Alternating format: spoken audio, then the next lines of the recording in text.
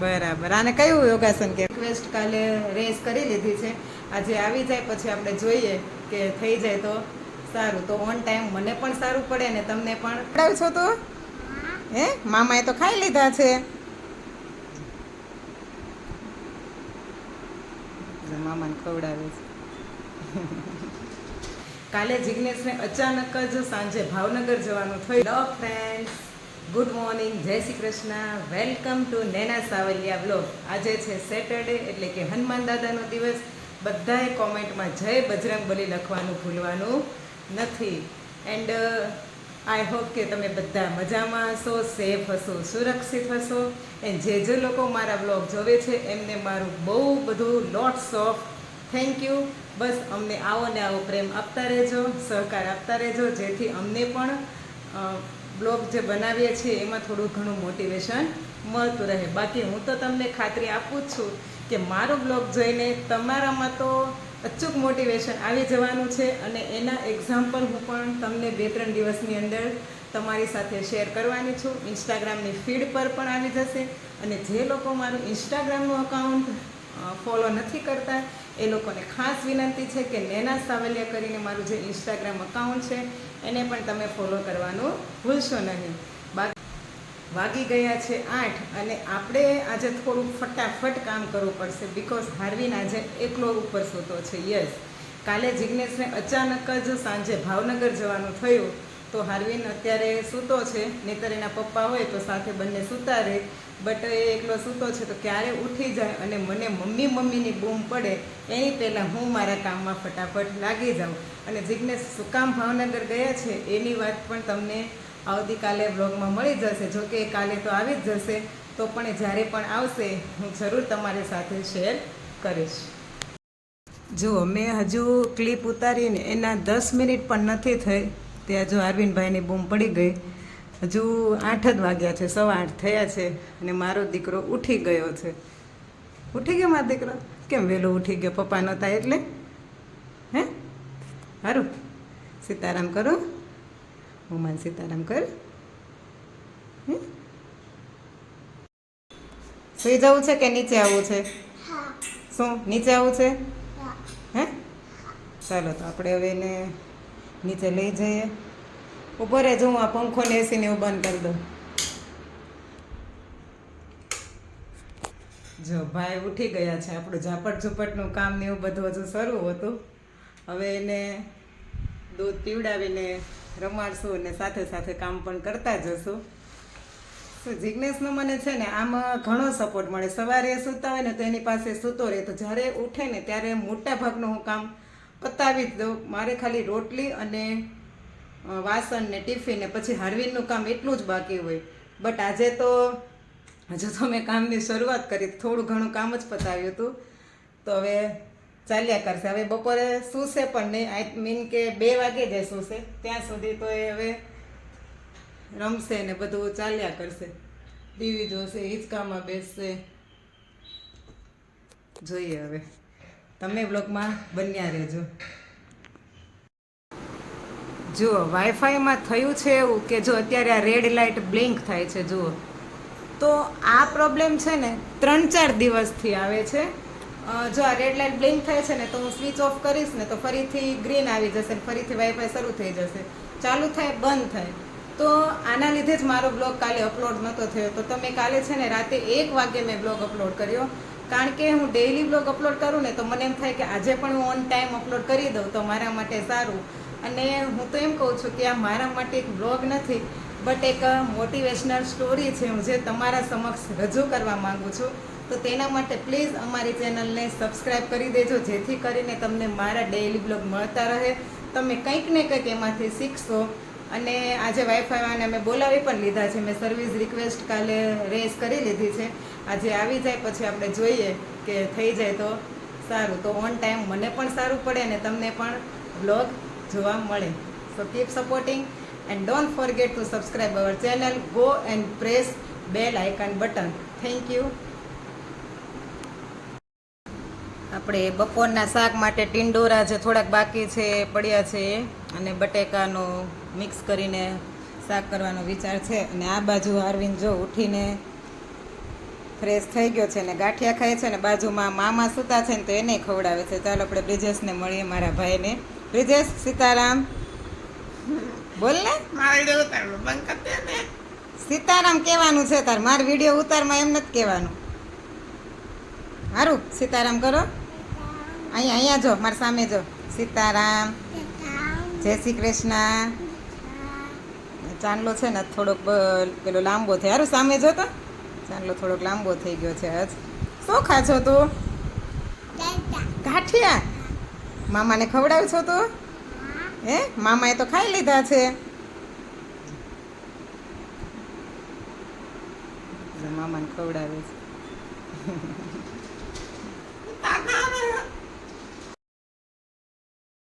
જો રોટલી કરતી હતી ને તો અરવિંદભાઈ હાલત કરી. જો દવા, પૈસા, ખોટા પૈસા છે, બધું જ આમ તેમ કરી મૂક્યું છે. એમાં ભરીને રમતો હતો અને વહેલો ઉઠી ગયો હતો. તો હમણાં એને સુવડાવતી હતી, બટ એ સૂતો નહીં. કેમ ન સૂતો હતો? અને મારે એક બીજો એક પ્રોબ્લેમ જે થયો છે, પ્રોબ્લેમ તો ના કહેવાય, કે છે જે દિવસથી પાણી ભરાયું ને તો મેં દૂધની અમે ભેંસનું દૂધ લઈએ છીએ, પણ ત્યારે છે ને અમે દૂધની બોટલ લીધી હતી આપણે ગોલ્ડની. તો 2 દિવસથી હું મેળવું છું ને તો છાશ અમને ભાવતી જ નથી એ દૂધની.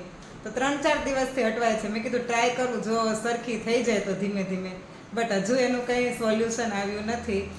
તો મારે કંઈક આનું સોલ્યુશન લાવવું તો પડશે જ, કારણ કે રેગ્યુલર અમે ભેંસના દૂધની છાશ પીએ ને તો બાટલીના દૂધનું મેં દહીં કર્યું છે, પણ મેં ટેસ્ટ કર્યું પણ હજુ મને બહુ મજા ન આવે.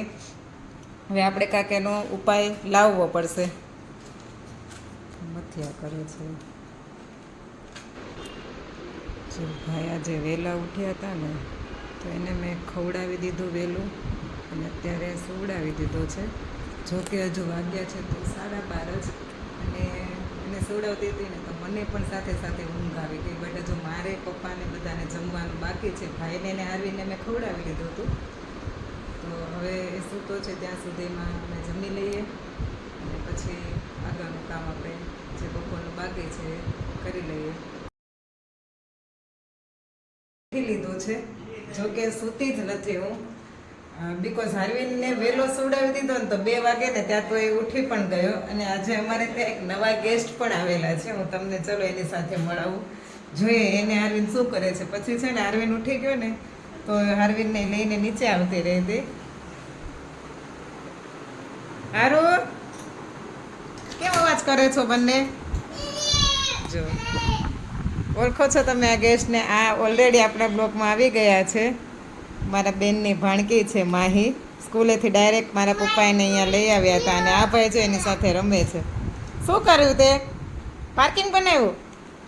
હે, તે બનાવ્યું કે દીદીએ બનાવી દીધું? કોણે બનાવ્યું? દીદીએ. હે માહી, તે બનાવી દીધું? હે સારું.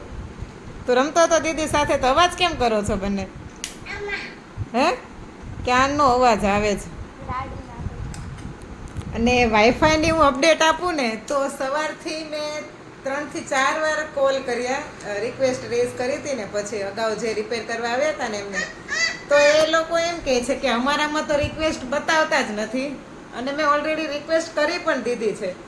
તો હું એમ કહું કે સવારે એ લોકોએ મને ના કીધું કે અમારામાં નથી બતાવતા, એમ અત્યારે મને એમ કહે છે કે અમારામાં રિક્વેસ્ટ નથી બતાવતા. તો હવે આમાં પ્રોબ્લેમ કોનો, મીન્સ કે સોલ્યુશન કોણ લાવવાનું? હવે તો મને એમ થાય છે કે આપણે કંપનીમાં જ ફોન કરવો પડશે. બ્રિજેશ મેં એમને ફોન કર્યો ને તો એમ કહે છે કે અમારામાં રિક્વેસ્ટ નથી બતાવતા.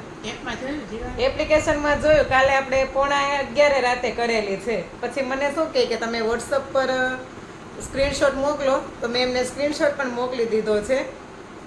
તો હવે એમ કહે છે કે હમણાં આવશું. એમ હવે જોઈએ આવે કે કેમ છે. નહીંતર છે ને આપણે કંપનીમાં ફોન કરી દઈએ, કારણ કે આજે તો અમારે એની હા વાઈફાઈ કરાવવું જ પડશે. 3 થી 4 દિવસથી અમારે આ છોકરી એની દીદી રમાડવા આવી છે એને તો, અને આ ભાઈ છે ને એને એક વસ્તુ નથી અડવા દેતો. કાંઈ પણ લઈને એટલે તરત ચીસું પાડે.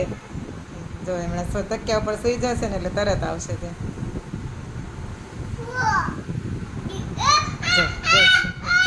એને એક વસ્તુ નથી લેવા દેતો બિચારીને. એ છોકરી તને રમાડવા આવી છે, તને ખબર છે? કાંઈ ને ઊભી થઈ જા મને.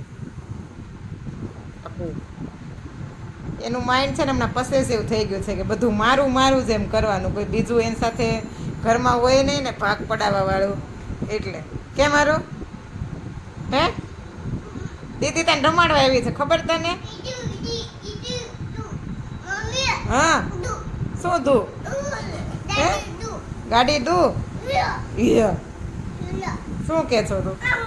એમ થઈ ગઈ જેને પાર્કિંગ કર્યું છે ને આ બધાથી રમા કરે છે. આ બાજુ કાક માસી કરતા લાગે છે. માસી તમે શું બનાવો છો? તારે શું ખાવું તું? ભેળ. યસ, તો આપણે શું બનાવીએ છીએ? ભેળ. ભેળ મીન્સ કે આપણે જે મમરા હતા ને કોરા, એમાં કાંદા ટમેટા, આ જે સ્વીટ ચટણી છે, પછી લાલ મરચું નાખીશ, ગ્રીન ચટણી કાલે જ પૂરી થઈ ગઈ, ચટપટી બનાવી હતી ને તો એટલે આ બધું બનાવીને રેડી કરી દઈએ. તને ભાવે છે ને? હા. ઓકે. અને સાંજે તારે શું ખાવું છે? જે બનાવે ચાલશે. જે બનાવે ચાલશે. ઓકે, તો આપણે મામાને પૂછી જોઈશું સાંજે શું ખાવું છે. અત્યારે તો આપણે ભેળ ખાઈ લઈએ. અને મારે તને એક પૂછવું હતો સવાલ કે તું હાર્વિનને રમાડવા આવી છો અહીંયા કે પછી રમાડવા જવી છે. રમાડવા આવી છો? ઓકે. કેટલા દિવસ રોકાવાની? સોમવારે મૂકી જાજો સ્કૂલે, પછી હું ત્યાંથી બસમાં વહી જઈશ. તો તાર મમ્મી લેવા નહીં આવે કાલે? ના એ ના પાડી, મારે કાર્યક્રમ છે ને સ્વાધ્યાયનો એટલે. અચ્છા એવું છે. મને એમ છે તાર મમ્મી લેવા આવશે. તો ધીમાને એમ ન કીધું કે મારે આવું છે? ધીમાને પણ કોણ મૂકવા આવે? હું તો અહીંયા નજીક હતી એટલે. તાર મમ્મી તો કહેતા હતા ધીમાને આવું છે રોકાવા, એને ખબર પડશે તો અહીંયા આવી એટલે એ ભાઈ પછી કહેવાના જ છે કે મારે જવું છે રોકાવા એમ. એને તો ખબર જ છે હું અહીંયા આવી છું એમ. એવું છે? ઓકે સારું.